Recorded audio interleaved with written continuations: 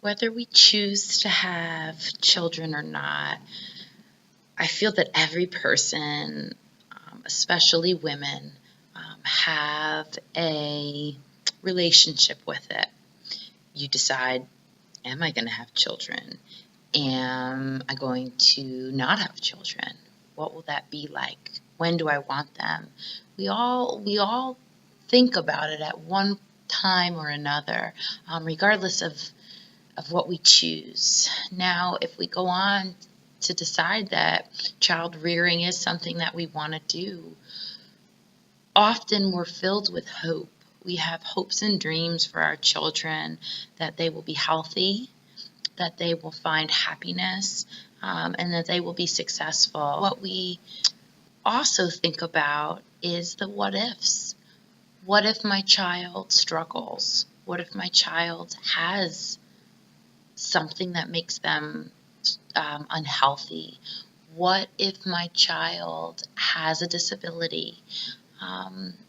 13% of children in public school classrooms right now do have some sort of individualized education plan. And so with that, we know that as educators, we're going to be working with children with special needs. And so we have to think about, how would we want our child, who we have all of these hopes and dreams for, regardless of if they have a special need, what would we want for them?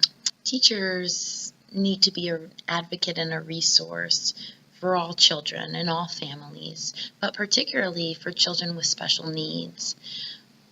In early childhood, this is often the first type of educational community experience that families are going to have, and so it's crucial to start them off on the right foot and help build that foundation for building that relationship and making parents feel comfortable to come to you and to share with you will only support your child or the child, your student, in the long run. And so what I decided to do was to highlight what I feel I am doing now, which is training and teaching high school students to work with children with special needs, to form relationships with parents, and to show them why that's important firsthand.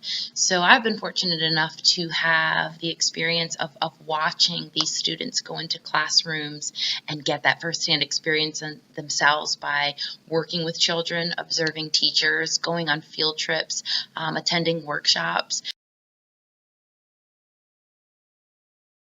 Welcome to Irwin High School. My name is CJohnson, and I am an early childhood Our students educator. Are learning about how to be an advocate. So today, and be a resource. I thought that I would do a video talking about my topic with my students, because it's actually part of our curriculum. So before I introduce that, let me first just introduce some of my fabulous students. Let me see everybody. Say hey. So all of these gals are seniors here, and they're about to graduate in about 3 weeks. What was one of the first projects that we did?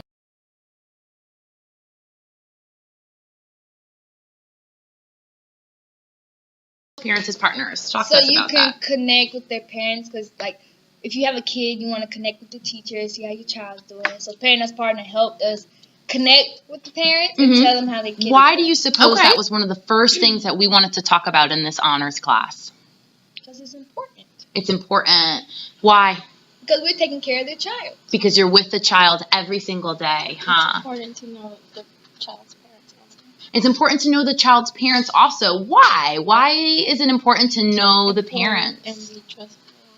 Yeah, I like that you use the word informed. You'd be more informed about the child. Carla, you raised your hand. Can you add to that? Well, like Elizabeth was saying, that way parents can communicate better with their kids and help them out, like in a certain area where they need to, where they need help. Absolutely. So there's this crossover, I hear you saying, between what's happening at school and what's happening at home.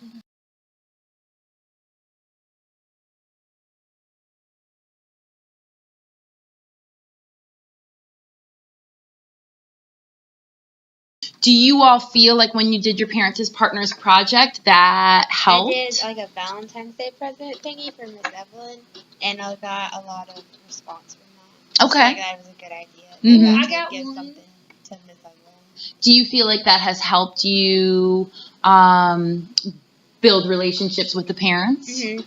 I get to speak with them more. It's not like we're strangers. Mm-hmm. So it opened up some dialogue between So I the did parents. my emails for the parents, and emails about how their child's doing whatever, and I got good responses. And also, I got close with Miss Caps, you and Piper's mother, also, and so she gonna let me babysit them.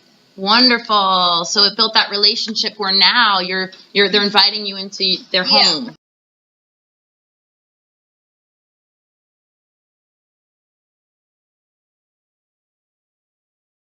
The classrooms that you've seen where you felt like you saw teachers as advocates and resources through your observation and through talking with the teacher, what were the things that made a strong teacher as an advocate and a resource? Like, and they was doing art, I think it was, and like it said like not like they included the kid with special needs and helped him make his art project, and like I think that's like a good advocate because you're not like excluding him from some classes do, like they put all special needs together and then regular kids, but observed was inclusion. So this teacher did a really great job of modifying instruction to ensure that that child was part of the group.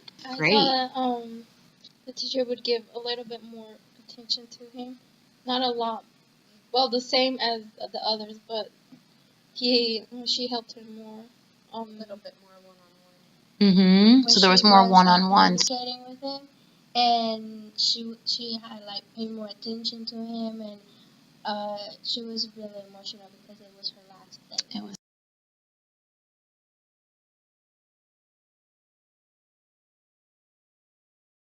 Impact that woman had on their life.